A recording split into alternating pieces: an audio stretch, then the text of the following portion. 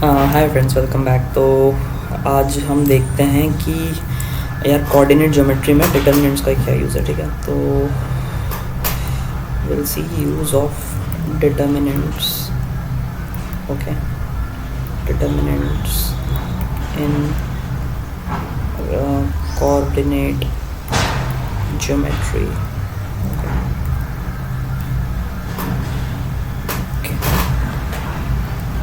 मैं स्क्रीन बड़ी कर लेता हूँ, जस्ट अ सेकेंड।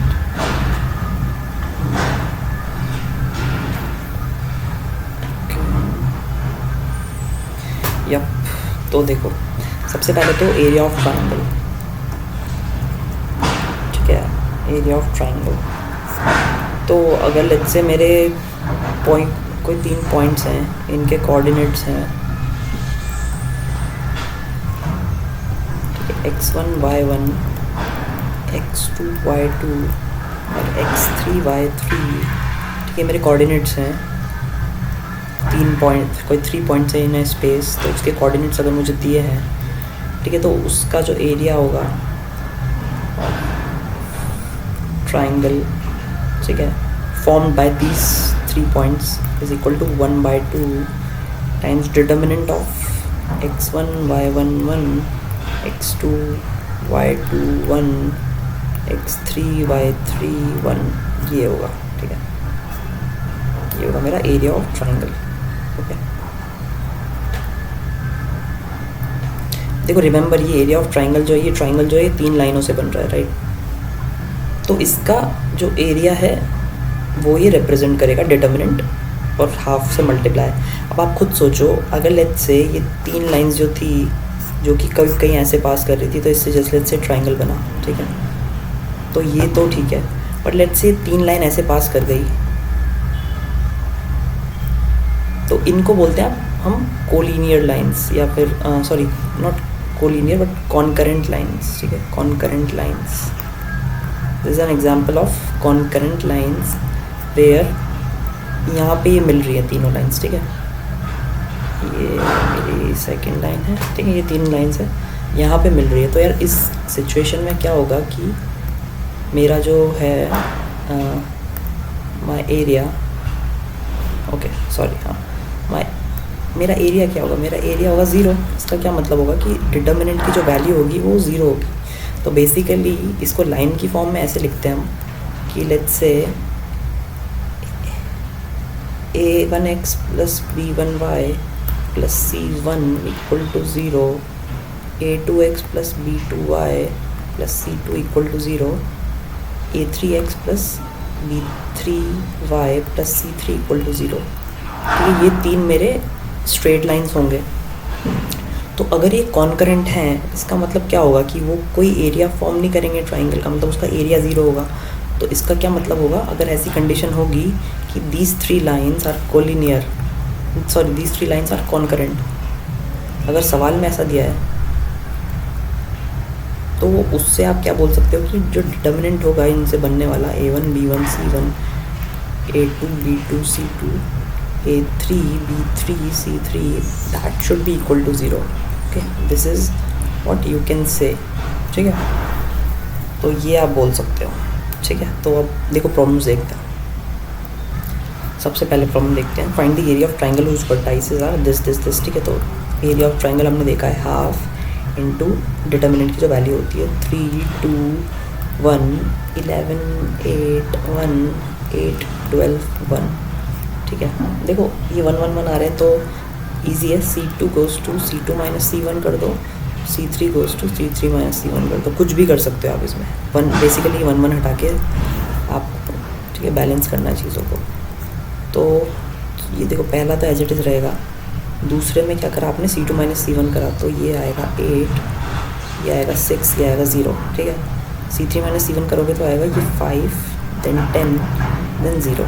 ठीक है, अब आप इसको इसके अबाउट खोल दो, इस वाली रो के अबाउट, तो डेल्टा क्या आएगा मेरा, हाफ 6 5 माइनस दिस।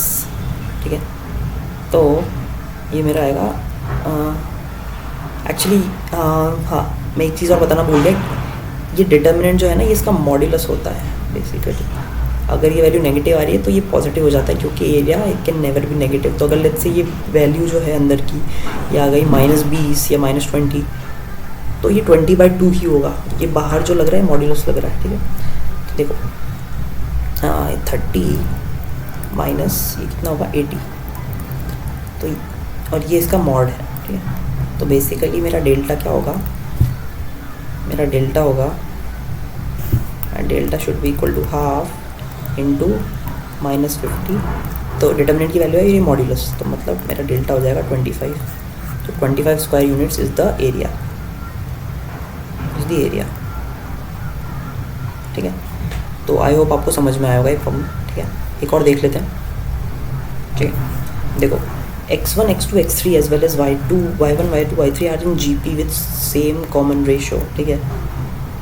देखो x1 x2 x3 ये GP में है, सिमिलरली y1 y2 y3 ये भी GP में है। तो हमें प्रूव करना है कि ये जो पॉइंट्स हैं ना ये कोलिनियर हैं। तो देखो कोलिनियर होने के लिए मैंने बताया था ना, कोलिनियर होने के लिए क्या मतलब होता है, देखो 3 पॉइंट्स कोलिनियर हैं, इसका क्या मतलब हुआ कि उनसे कोई ट्राइंगल ही नहीं बनेगा, मतलब ट्राइंगल का एरिया 0 होगा। तो ट्राइंगल का एरिया 0 होगा मतलब x1 x2 sorry x1 y1 1 x2 y2 sorry x2 y2 1 x3 y3 1 that should be equal to 0। अब x1 x2 x3 तो देखो AP में है, GP में है अगर, तो क्या मैं x2 को लिख सकता हूँ r x1, x3 को लिख सकता हूँ r स्क्वायर x1, क्या सिमिलरली यहाँ पे भी, क्योंकि यहाँ पे भी r ही होगा क्योंकि कॉमन रेशियो सेम दिया है, ठीक है। तो क्या मैं इसको ऐसे लिख सकता हूँ, इसको उसको मुझे 0 प्रूव करना है इस चीज़ को। तो अब मैं देखता हूँ, ये मेरे कोऑर्डिनेट्स थे ये वाले, देखो इसको हम प्रूव करते हैं कि ये 0 होगा। देखो x1 y1 1, ठीक है। x2 को क्या लिख सकता हूँ मैं rx1, इसको ry1 और ये 1, और इसको क्या लिख सकता हूँ r square x1 r square y1 1। समझ में आया मैंने क्यों लिखा, क्योंकि मैं x2 को rx1 लिख सकता हूँ क्योंकि ये GP में है। GP में सीरीज़ क्या चलती है यार, r square r cube and so on, ऐसे तो चलती है ना, ये कॉमन रेशियो होता है। तो 3 नंबर्स AP में है, तो पहला a है तो दूसरा r है होगा, तीसरा r स्क्वायर a होगा। उसने क्या कहा है कि दोनों का कॉमन रेशियो सेम है, तो सिमिलरली b के लिए भी क्या होगा, b और r स्क्वायर b, वही मैंने करा है। y के लिए क्या होगा, y और r square y, similarly x के लिए, ठीक है। तो देखो ये होगा, अब मैं इसमें से r कॉमन लेंगे और इसमें से r स्क्वायर, तो r क्यूब बाहर निकला, तो यहाँ x1 y1 1 x1 y1 1 x2 x1 y1 1। तो देखो यार ये तो सब सेम नंबर हो गए, मतलब डिटर्मिनेंट की वैल्यू क्या हो गई 0, हेंस प्रूव्ड, ठीक है। तो आई होप आपको समझ में आएंगे दोनों प्रॉब्लम्स। ये तो बेसिक प्रॉब्लम्स थे बिल्कुल, बट यही हमारा इसका वो है, मतलब क्रक्स है कि हमें कैसे निकालना है एरिया ऑफ ट्राइंगल, और हमारी कॉन्करेंट लाइंस आ रही हैं तो हमें कैसे उसको सॉल्व करना है, ठीक है। तो इतना ही था इस वीडियो में, फिर मिलते हैं नेक्स्ट वीडियो में, ठीक है। वीडियो पसंद आई हो तो आप लाइक कर सकते हैं। Thank you very much, bye bye.